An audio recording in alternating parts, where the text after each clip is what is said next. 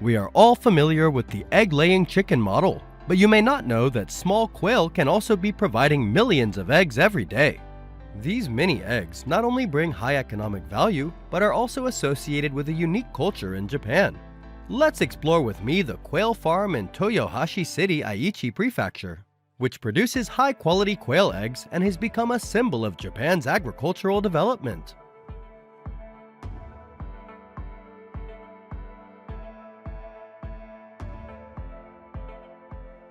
Quails are small birds, only 15 to 20 centimeters long and weighing 100 to 200 grams. In many countries, such as France, quail meat is preferred. However, in Japan, quails are mainly raised for eggs and meat. Despite their small size, they have great economic value thanks to the high quality of quail eggs and delicious meat.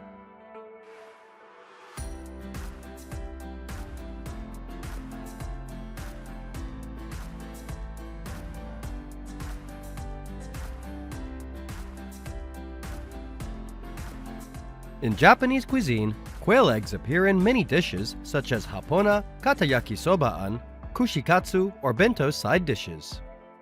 Although its presence may be very small, quail eggs play an important role in culinary culture and consumer markets.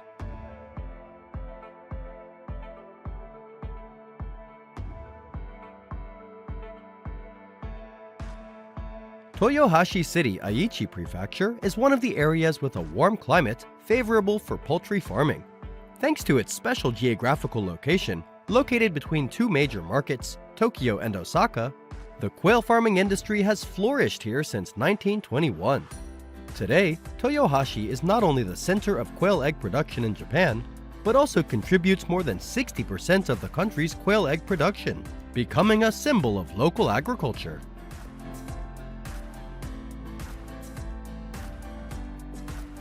In Toyohashi, there are more than 2.68 million quails raised on 13 farms, producing more than 2.2 million eggs per day.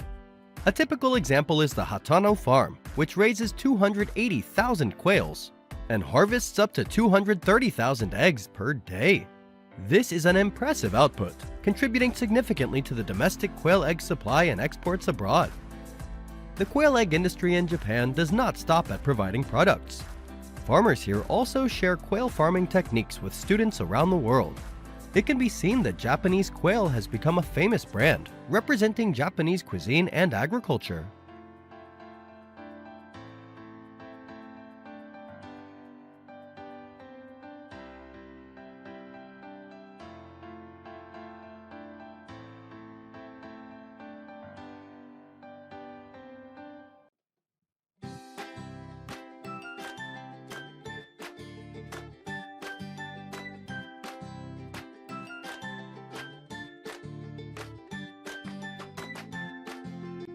Quails have some great advantages over other poultry.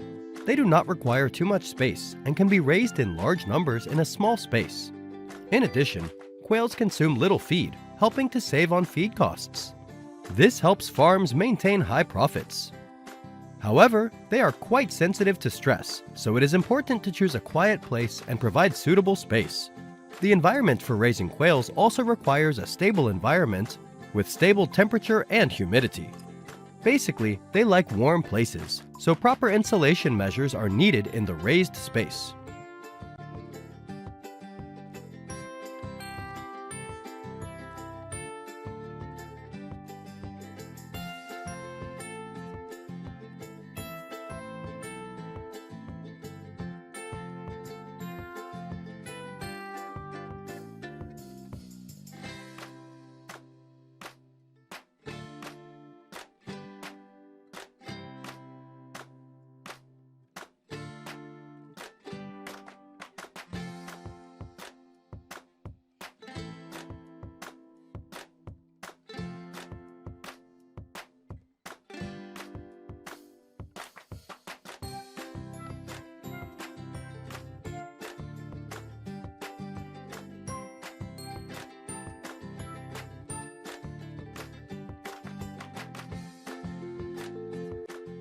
They also have a fast maturity time. After only about 2 to 3 months, quails have started to lay eggs.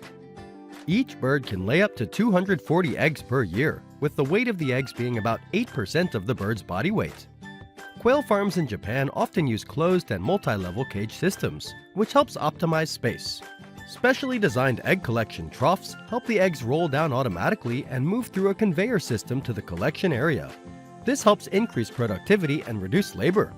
Quail eggs are harvested once or twice a day, then sorted according to their intended use, such as raw eggs, processed eggs, or boiled eggs.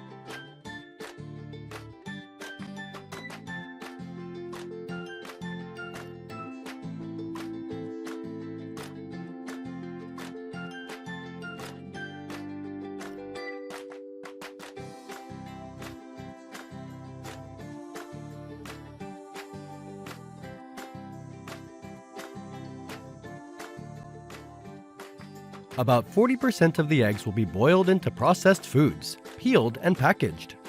The remaining 60% will be washed, packaged, and shipped as hygienic raw eggs. Raw quail eggs can be used in traditional Japanese dishes, such as raw eggs served with sushi or other dishes. Japanese quail eggs are now everywhere, from supermarkets to convenience stores. You can easily find boiled quail eggs, vacuum-packed smoked quail eggs, served as a snack with alcohol. This is a very popular product and is increasingly expanding to the international market.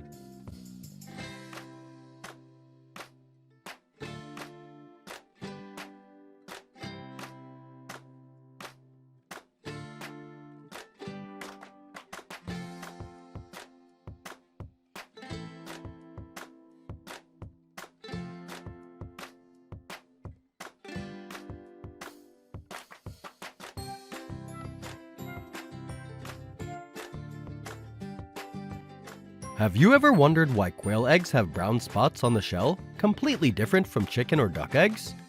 An interesting fact is that these eggs are still smooth 1 to 2 hours before laying. Then they are printed with porphyrin pigment. Quail eggs laid by the same bird will have identical patterns, like each person's fingerprint. The quail egg industry in Japan is now worth more than $3 million and continues to grow strongly. Although, there have been times when quail farmers have had difficulties due to quail egg choking accidents at school. However, the role of quail eggs in Japanese culture will be difficult to change, so the future of this industry is still wide open.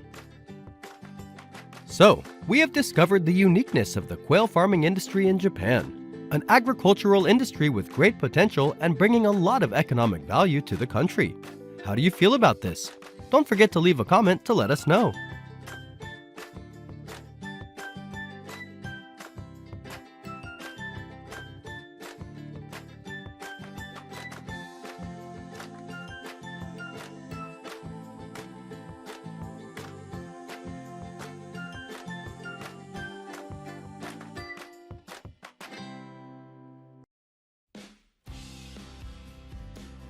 With a history of thousands of years, the culinary system in China is also very diverse, with countless different processing methods. Among them, salted meat, smoked meat, and dried meat are famous. In particular, the Chinese can dry any type of meat from livestock, poultry, and fish. Among them, Jiangxi salted duck is considered the king of salted meats because of its delicious flavor. So, how did farmers process this salted duck? Let's explore with us right now.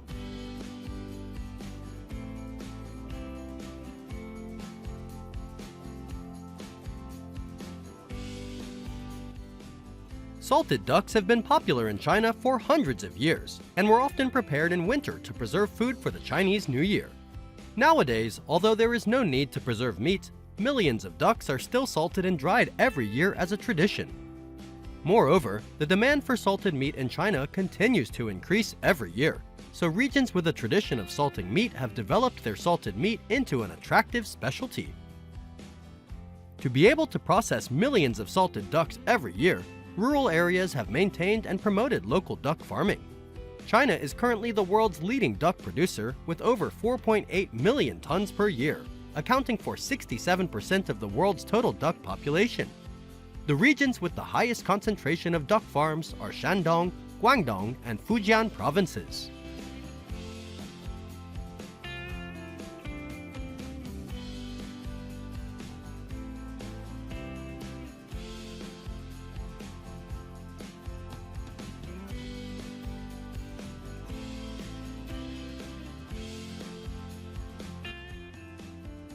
China's duck farming industry continues to grow rapidly as domestic demand for duck meat remains high. Chinese consumers also prefer duck eggs to chicken eggs. To meet this demand, duck farms in China have focused on intensive production systems. Shandong Province, which accounts for nearly 20% of China's duck production, has adopted modern farming infrastructure to optimize farming space and boost productivity.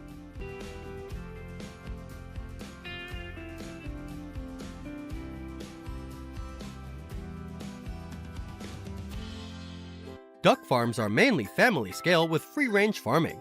On average, farms own 500 to 1,000 ducks that are free-range in a certain area. In addition, the farm needs a cage so that the ducks can rest and stay warm.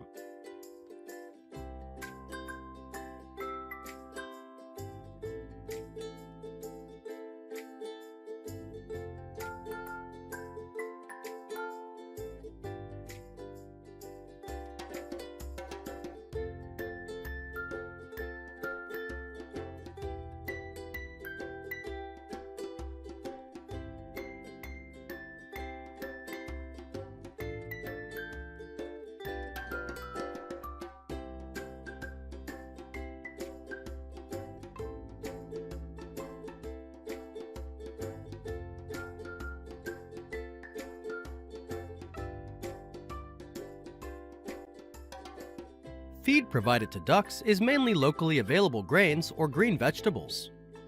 Organic feed ensures that the quality of duck meat meets better standards. Farmers have a tradition of salting duck meat in Jiangxi, believes that organically raised ducks will produce the highest quality and most delicious salted duck meat products. Ducks also thrive better in water environments, so many duck farms are built in ponds, lakes, rivers, and streams so they can swim.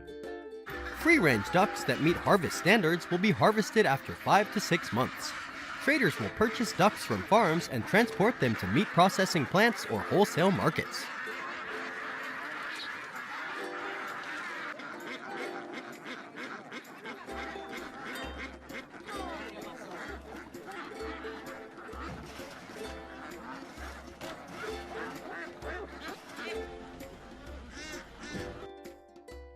In the factory, thousands of ducks are processed in a short time through stages such as slaughtering, feather removal, and viscera removal.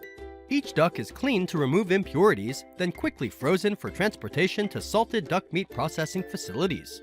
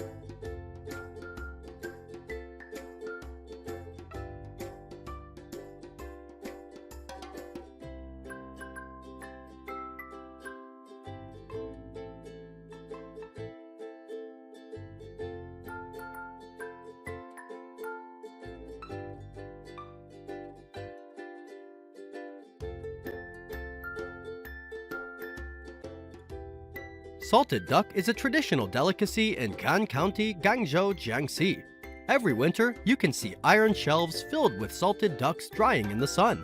The fat layer under the duck skin gradually dries, becomes lighter in color, and the duck meat hardens, giving off a light aroma. Although the method of preparing salted duck seems simple, in fact, it is quite complicated and goes through many processes, especially the sun-drying stage, to ferment the meat and create a characteristic aroma.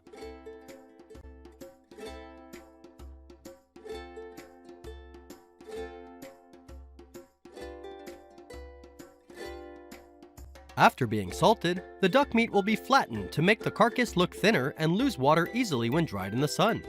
This step is very important because it depends on the temperature and weather, so the sun-drying areas need to be covered if it rains. During the drying process, workers constantly adjust the size and density to ensure that each duck carcass gets enough sunlight. After more than 10 days of repeating the process of sun-drying, baking, and drying, plus the impact of the temperature difference between day and night, each salted duck is ready with a flat shape, soft skin, crispy bones, and a characteristic aroma.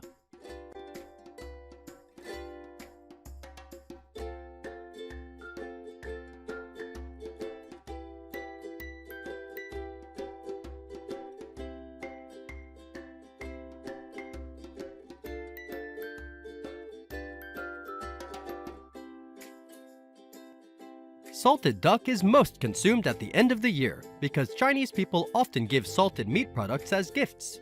Dishes made from salted duck are often served on the dining table of every family during important Chinese holidays.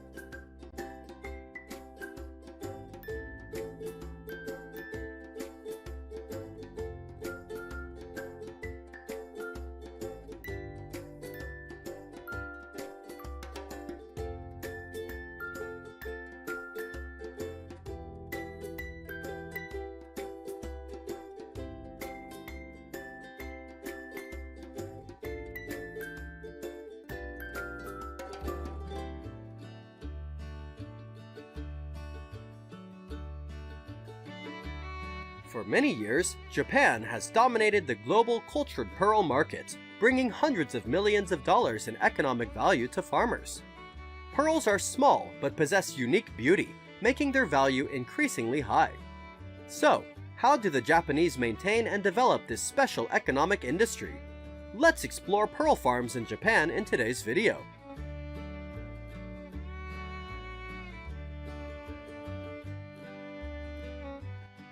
Oysters and freshwater mussels have a natural defense mechanism, secreting nacreous substances to cover foreign objects that enter inside, thereby forming pearls.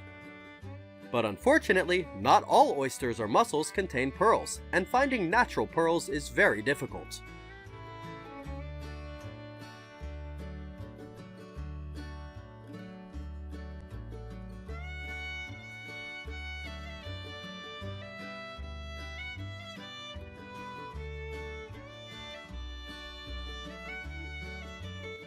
This led to the development of pearl farming in the early 20th century.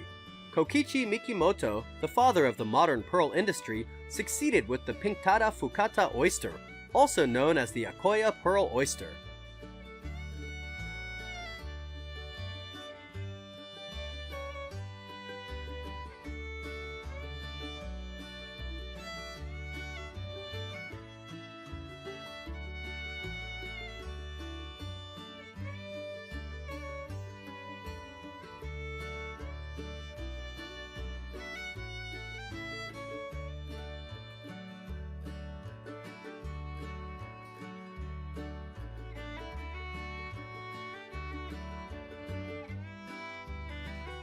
Pearl farming began with the cultivation of Akoya pearl oysters. Most of them were raised artificially, then the healthiest were selected for further care. When the oyster larvae developed into juveniles and reached a size of 2 to 3 millimeters, they were transferred to fine mesh cages and suspended on aquaculture rafts in the natural ocean. Young oysters grow by eating natural plankton, but they often stick together into balls. Therefore, fishermen will have to split the shell and remove the rest so that the oysters can grow better.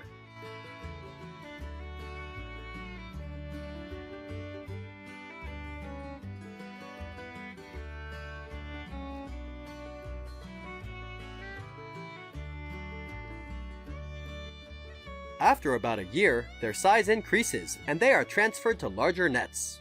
2 years later, they are transferred to mother oyster nets, continuously removing the attached organisms to promote growth. When the mother oysters reach the size for surgical breeding, They are placed in special baskets and hung on rafts to reduce physiological activity, avoiding surgical shock. Then, the cutting and sewing process to collect the pieces will take place. Cutting and sewing is an important process affecting the survival rate and quality of the pearl.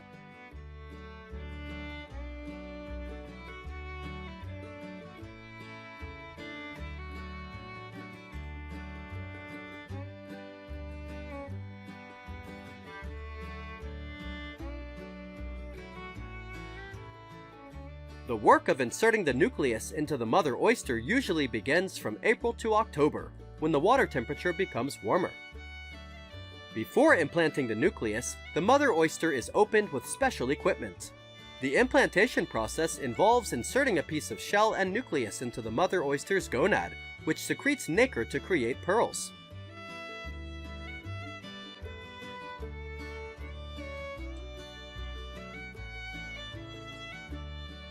After the surgery, the oyster is cared for and restored in calm waters for about 20 days. If the core does not fall out, the oyster will continue to be cultured for about the next 2 years and checked by X-ray. The mother oysters will be fixed to a net and hung at sea at the appropriate density, ensuring adequate food and oxygen. During this time, the work of removing debris from the oyster shell is still carried out regularly.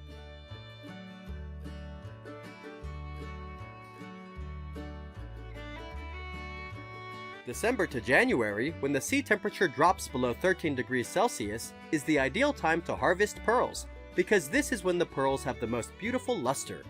However, of the 100,000 oysters harvested each year, only about 5% produce high-quality pearls. The majority of pearls collected are of average or worthless quality. After each harvest, only a small portion of the oysters continue to be cultured with artificial pearls. The rest cannot survive. Therefore, Japanese fishermen can use the oyster meat as food or organic fertilizer for crops. In addition, the oyster shells are not wasted. They can be made into jewelry or buttons called mother of pearl. Shell parts that are not suitable for mother of pearl can be crushed into chicken feed, helping to supplement calcium. These methods will limit the negative impact on water quality and the environment around the farm.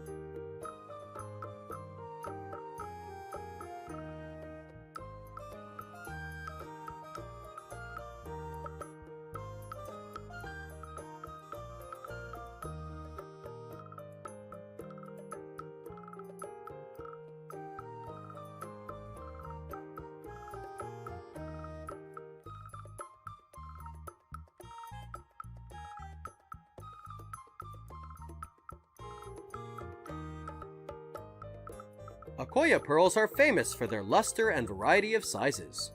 Originally considered a vulgar copy of natural pearls, they have since become popular. In Japanese culture, pearls have great significance, being considered a symbol of purity and innocence, and a talisman for fishermen. Japan can produce about 20 tons of cultured pearls a year, bringing in about 16.6 billion yen, $111 million, and is determined to achieve a higher target in the following years. However, that figure is still far from its peak in the late 1980s, when Japan produced about 70 tons of pearls worth nearly $600 million. In the future, the pearl farming industry in Japan will continue to grow, as it is one of the country's main export items.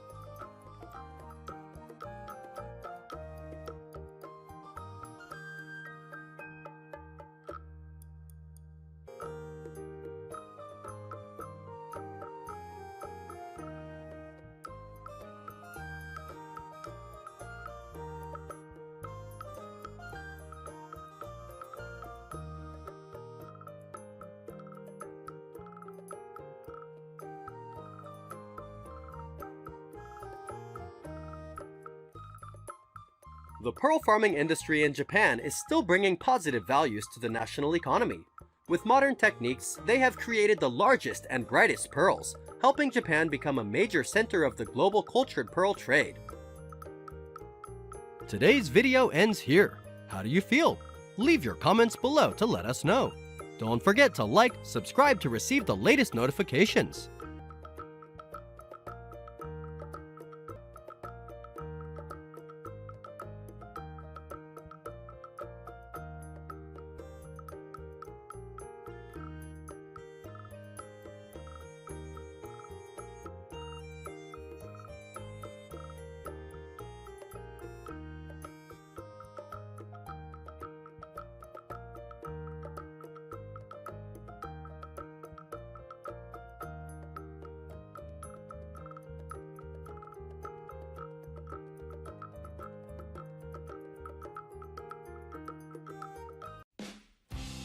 Many people think that pig farming is one of the most expensive forms of livestock farming because of the high cost of feed.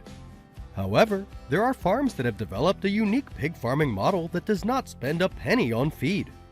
This is a circular farming model that not only saves money but also brings high productivity, increasing income for farmers.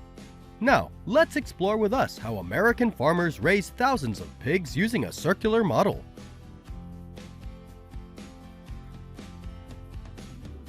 Currently, there are many cost-effective methods of raising pigs, but they are not suitable for commercial farming because pigs grow poorly due to insufficient protein and minerals.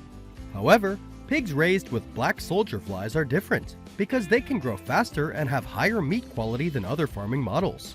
So, how do farmers combine pig farming with black soldier flies?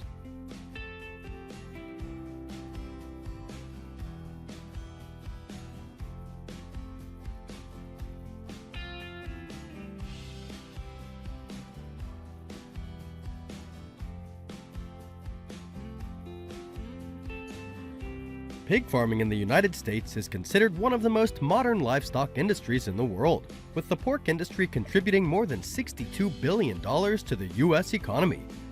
Pig feed is mainly made from fish meal and soybean meal, but these ingredients depend on the soybean farming and seafood fishing industries. At times, when soybean prices increase, the cost of animal feed increases, directly affecting the economy of pig farmers.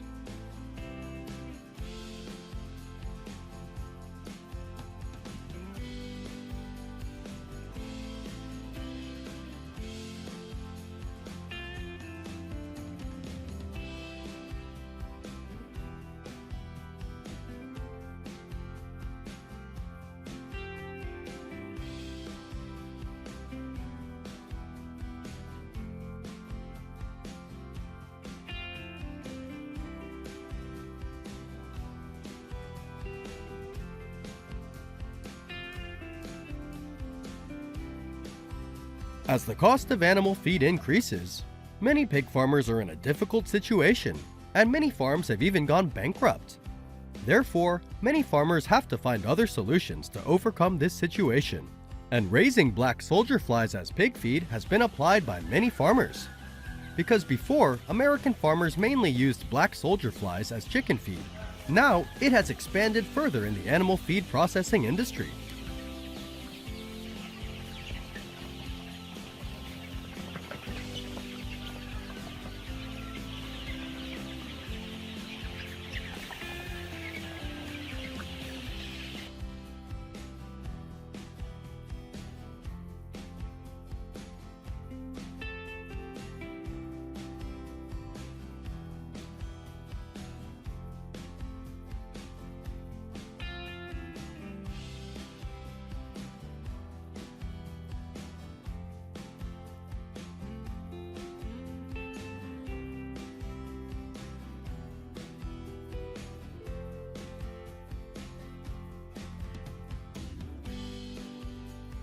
Black soldier flies are known to be one of the most efficient waste recyclers in the insect world. Unlike regular flies, black soldier flies do not have mouths, so they are incapable of transmitting bacteria and diseases, minimizing risks to human and animal health.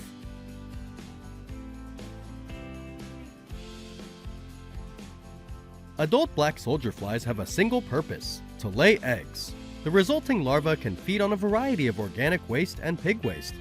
quickly converting organic waste and pig manure into protein. After hatching, black soldier fly larvae take only 10 to 14 days to fully develop. At this mature stage, the larvae become livestock feed, providing a protein-rich food source for pigs. Currently, many farms combine pig farming with black soldier flies to reduce feed costs and help livestock grow better.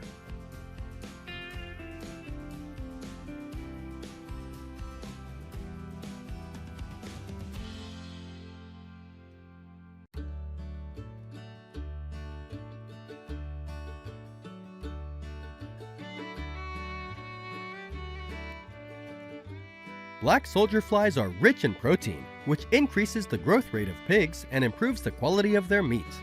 Farmers say that since feeding pigs black soldier flies, they reach market size 1.5 to 2 months earlier, thereby reducing feed and labor costs. Moreover, the amount of fat is also significantly reduced, leading to higher lean meat production in pigs, which in turn will increase their price. In addition to providing a high-protein food source and supplementing farmers' income, black soldier flies can be used to clean up large amounts of bio-waste such as fruit and vegetable waste from markets and livestock waste. These types of waste will cause a nuisance to people with unpleasant odors if not properly treated.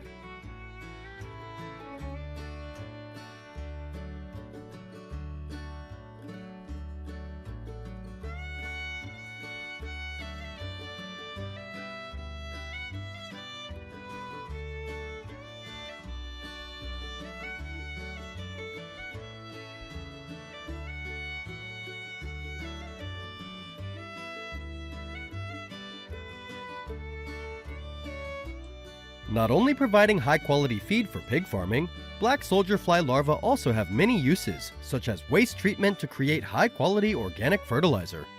Black soldier fly larvae are voracious insects in the natural world. With just 1 square meter, larvae can eat up to 40 kilograms of fresh pig manure per day, and every 100 kilograms of manure can produce 18 kilograms of larvae. With large-scale livestock farms, livestock waste treatment is no longer a burden for farmers. When fed organic waste and manure, black soldier flies produce nitrogen-rich manure that can be used as a high-performance fertilizer. Some studies have shown that corn farms treated with black soldier fly manure produced 14% higher yields than farms treated with conventional commercial organic fertilizer.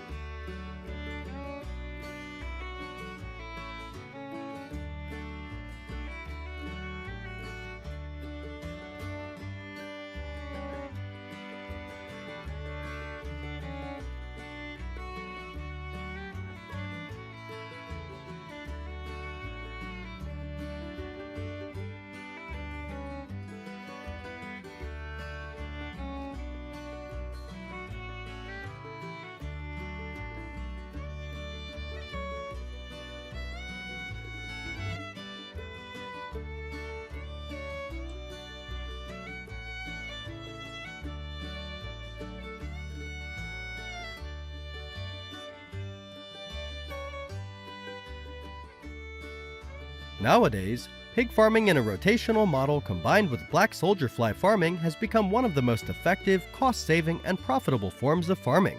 This form of farming is also expanding worldwide, with the goal of being sustainable and environmentally friendly. Because pig waste can pollute the environment and promote climate change. But with black soldier fly larvae, this situation has been effectively reduced. How do you feel about this video?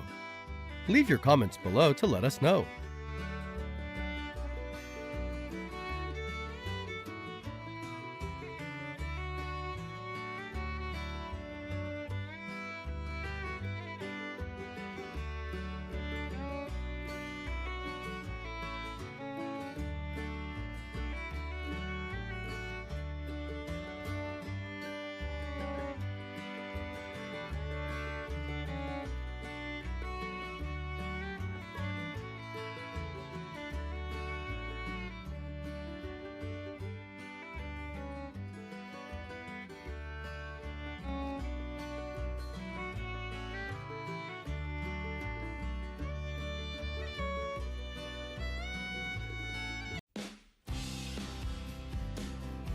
Would you believe that the world's heaviest pumpkin weighs 1,237 kg? Wow, it's equal to the weight of a large truck. I can't even believe that pumpkin really exists. So how did people grow it? And why is its size and weight so awesome? To understand clearly, don't miss any details in today's video. Giant pumpkin farms are grown and harvested this way.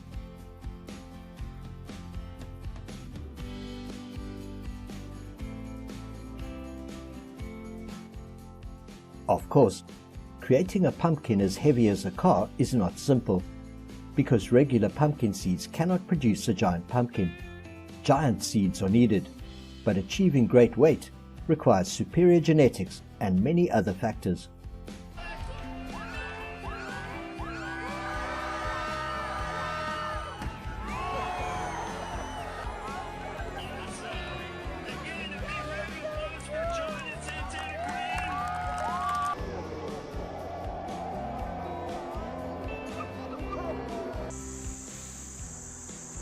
Garden growing space is important. Each garden should be about 1,000 square feet. This area sounds quite large, but is essential for plant growth. Avoid shady areas and choose a site with a well-drained surface. Growing giant pumpkins requires starting early. Seeds should be sown individually and started in pots around the end of April. After about 10 to 14 days after sowing, the plants will grow leaves and be planted in the garden to have more open space. Plants can be protected from late spring frosts using floating row covers, cold frames, or small greenhouses.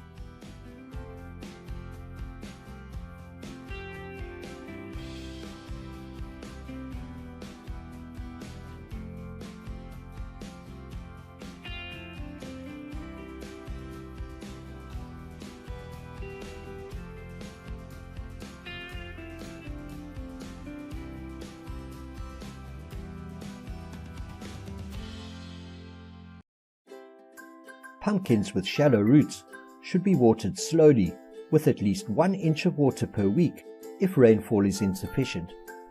More water may be needed on hot and windy summer days, so watering should be done in the morning or early afternoon. Overhead sprinklers are effective, however wet leaves increase the risk of disease, especially angular leaf spot, bacterial blight, and powdery mildew. Therefore, watering at the base of the plant is a way to prevent pests for your pumpkins.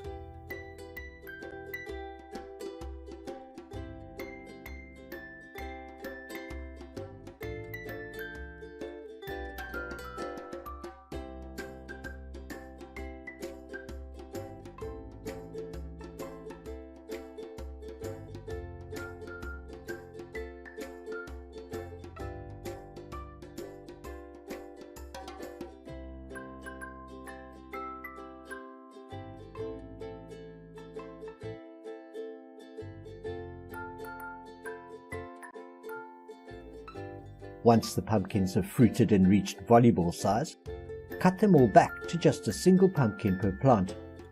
The less competition for nutrients, the higher the success rate of achieving giant-sized pumpkins. Because of the size and rapid growth of these pumpkins, pruning the vines and roots is important. This will prevent breakage and splitting of the stem.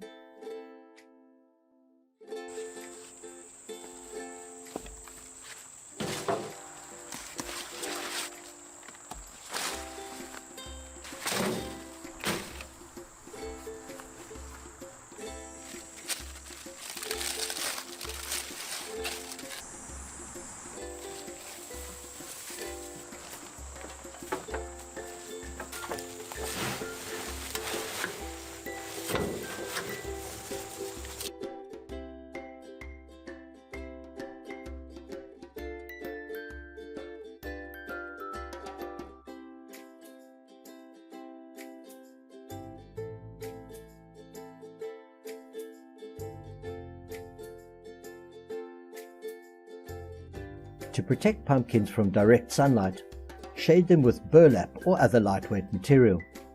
A plain white bedsheet covering the pumpkin with the stem exposed will also suffice. This will prevent premature hardening of the outer skin and will allow the pumpkin to reach its full genetic potential in terms of physical size.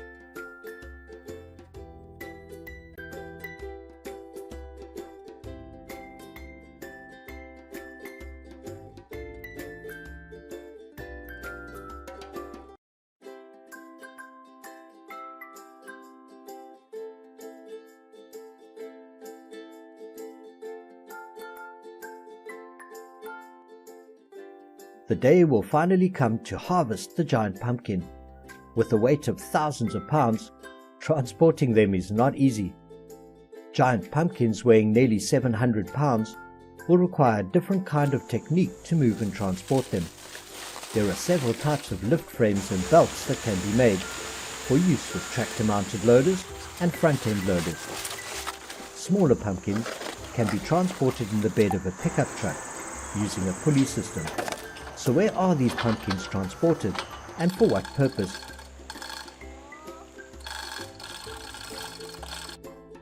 The giant pumpkins will be put on display or participate in locally organized competitions. The most famous pumpkin contest in the world is held in California, USA.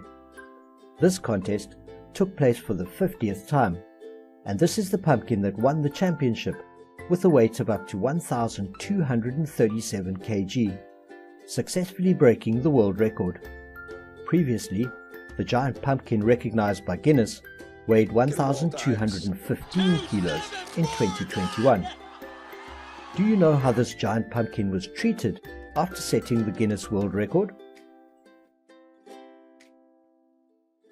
The pumpkin was made into a jack-o'-lantern for Halloween, and it went on to win the Guinness World Record as the world's largest jack-o'-lantern in 2022.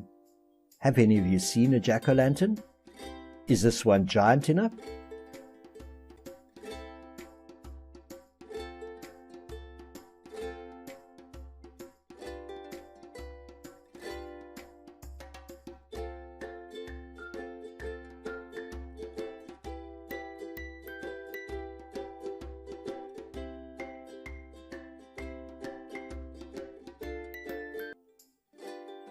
Exhibitions are also held in some European countries for farmers to display the largest and most beautiful pumpkins. Indeed, these are all very meaningful competitions for gardeners and visitors.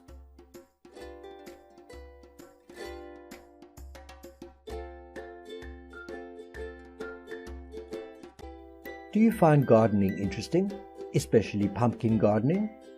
Giant pumpkins not only help you feel happier, but also to conquer challenges. Try growing a pumpkin plant and taking good care of it, ensuring that you'll have many positive changes in your life.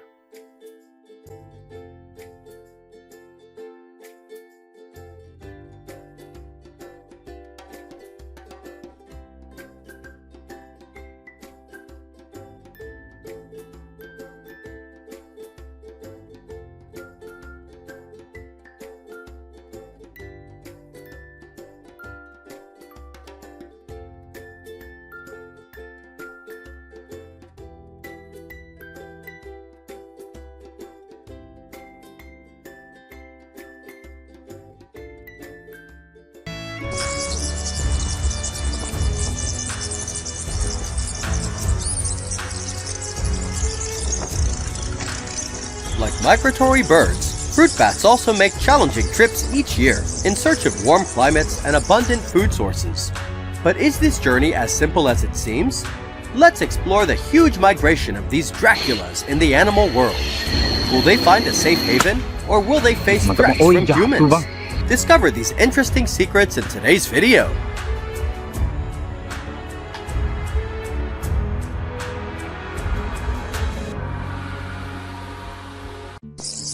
Fruit bats, belonging to the family Pteropodidae, are widely distributed throughout the tropical and subtropical regions of Australia, Africa, Asia, and Oceania. With their powerful jaws and excellent sense of smell, they easily find the most delicious ripe fruits. Known as the largest bat species in the world, with a wingspan of up to 1.7 meters and a weight of up to 1.45 kilograms, they are truly Draculas in real life. Not only do they play a vital role in dispersing seeds and pollen, helping to maintain ecosystems, but they are also the furthest flying mammals. They can fly around 2,000 kilometers in search of food on each migration, consuming 2.5 times their body weight in fruit each night. Every year, from October to December, fruit bats undertake spectacular migrations, traveling thousands of miles in search of abundant food sources. Notably, up to 10 million bats congregate in Zambia's Kasanka National Park, making it the world's largest migration.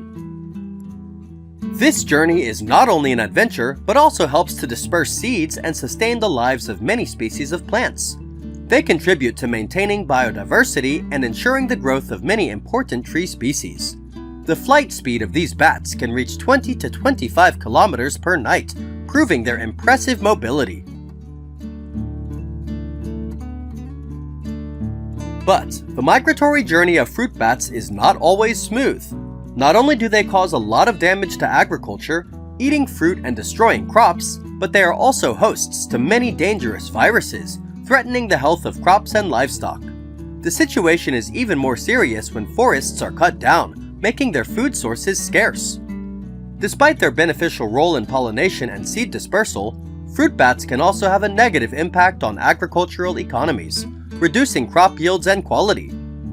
Some studies have shown that, if left unprotected, bats can reduce fruit yields by up to 20%. This poses a challenge for farmers, especially in areas with strong agricultural development.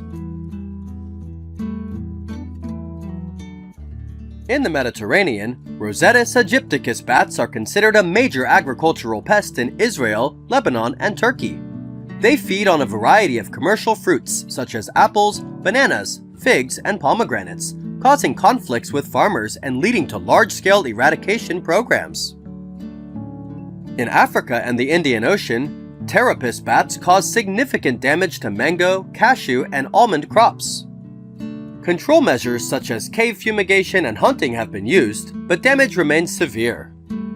In Madagascar, the Madagascar flying fox, Terapis rufus, feeds on avocados, lychees, mangoes, and tamarinds, and also causes conflicts with farmers.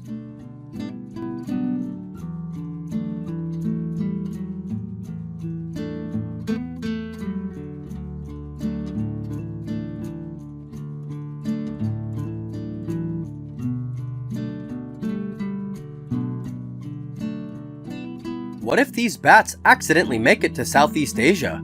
They will certainly face many challenges. The region is rich in tropical fruits such as longan, custard apple, and rambutan, which attract bats. In addition to foraging for food, bats also face the risk of being hunted for food.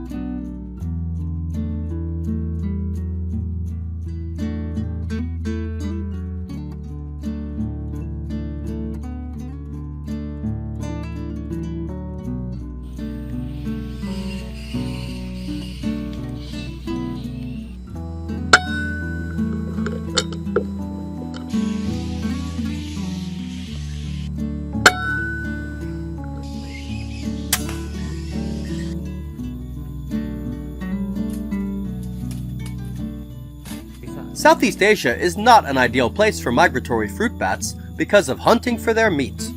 In many countries, bat meat is a traditional food, with famous dishes such as bat adobo in the Philippines and paniki in Indonesia. Bats are widely hunted in 10 of the 11 countries, with the exception of Singapore. Bat hunting is not only for food, but also seen as a solution to limit the impact of fruit bats on fruit orchards.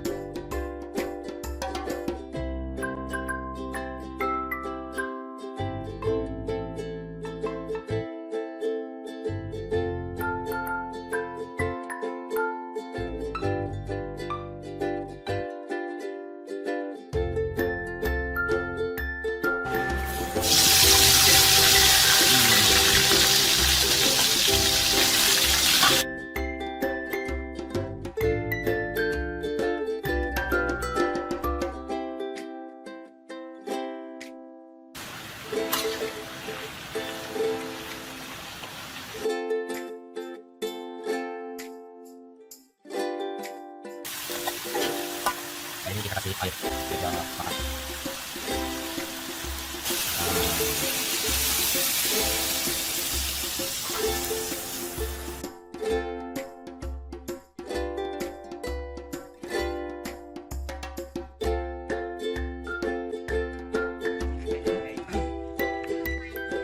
To combat the damage caused by bats to crops, many farmers have adopted protective measures such as netting, bat-repellent sounds, and switching to less vulnerable crops.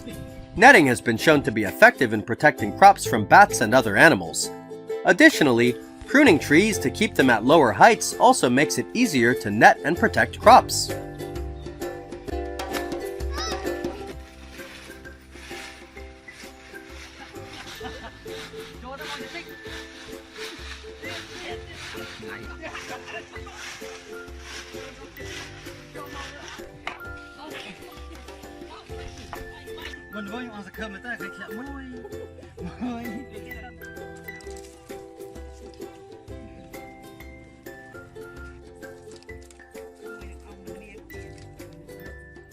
We have been following the arduous migration of fruit bats and their impact on agriculture. While fruit bats bring many positive benefits, they also pose a threat to agriculture. Finding the right balance between bat conservation and protecting farmers' crops is crucial. Today's video ends here.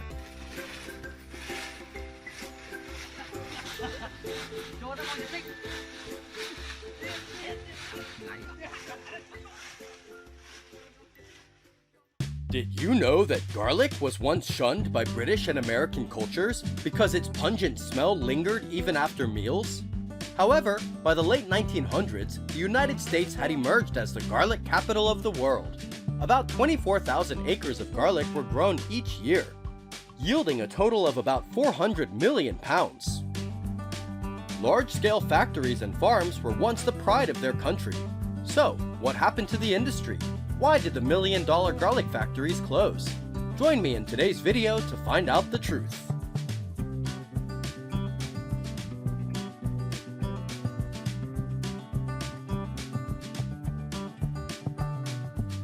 The story of garlic in America begins in the early 1890s, when immigrants from southern Europe arrived in California's Santa Clara Valley. With fertile soil and a mild climate, garlic quickly became a staple in vegetable gardens. However, it wasn't until early 1929 that commercial garlic cultivation really took off, and the largest garlic farms were born. The garlic industry has emerged as a national phenomenon, bringing in hundreds of millions of dollars of revenue for farmers. California is the largest producer of garlic in the United States, with 90% of the country's garlic grown and processed here. The smell of garlic wafts through the towns, so you can easily recognize this as a large-scale garlic processing area.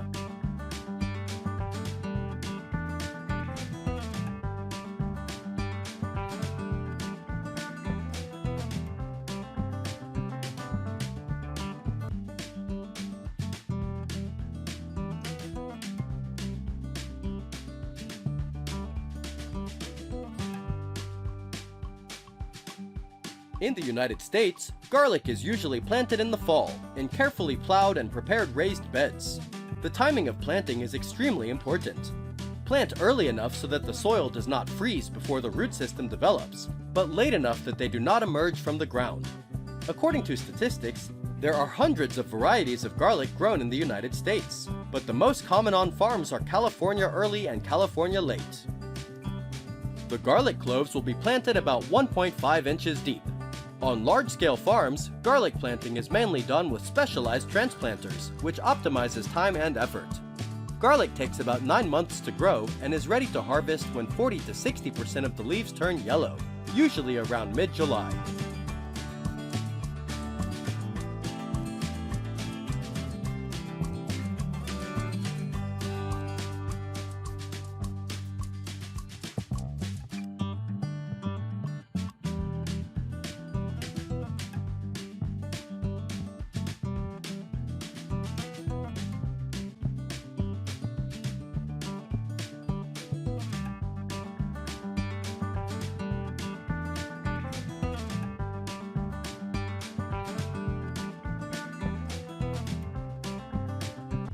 On some farms, garlic can be harvested by hand, but modern farms today often use automated machinery for greater efficiency. From the field, garlic is cleaned and transported to the processing plant, where sorting and packaging take place. Typically, garlic is sold by the pound, by the vine, or by the bulb. However, dried garlic accounts for about 75% of garlic consumed in the United States, so dried garlic processing plants are becoming more popular.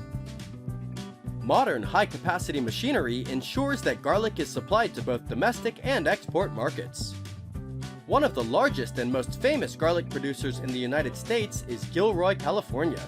It even holds an annual garlic festival to celebrate this valuable crop. And you may not know it, April 19th is that anniversary.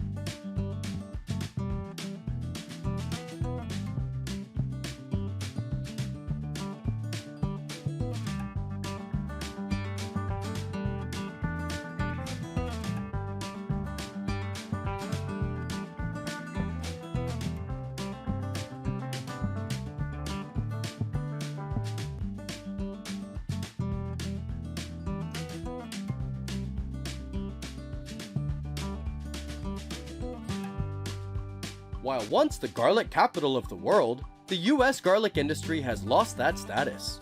By 1990, Chinese garlic had flooded the US market with about 60 million pounds. This imported garlic was about 4 times cheaper than American garlic, which severely affected the industry. Although the US government raised tariffs to curb the impact of Chinese garlic, many garlic farms closed. Half of California's largest garlic packing plants have disappeared in the past decade. In just a few months, the amount of cheap garlic imported into the United States is nearly equal to the annual production of Christopher Ranch, the largest garlic packing plant in the country. In addition, a shortage of workers has caused garlic farms to shrink. Therefore, their only solution to this problem is to increase wages for workers. This also leads to increased labor costs, affecting profits and decisions to develop farms. All these factors have pushed large-scale garlic farms and factories in the United States into an unprecedented, difficult situation.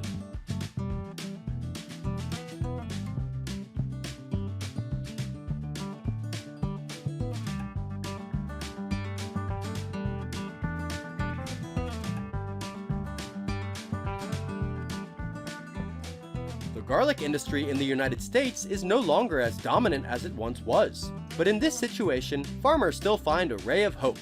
New directions have been implemented to increase profits, as the average American consumes 2.5 pounds of garlic per year. One of the most popular trends today is organic garlic production. With health awareness and changing consumption habits, consumers are increasingly paying attention to the quality and safety of products. Therefore, many farms are also applying organic garlic growing techniques to meet this demand. Therefore, there are special garlic products priced up to $1 per bulb.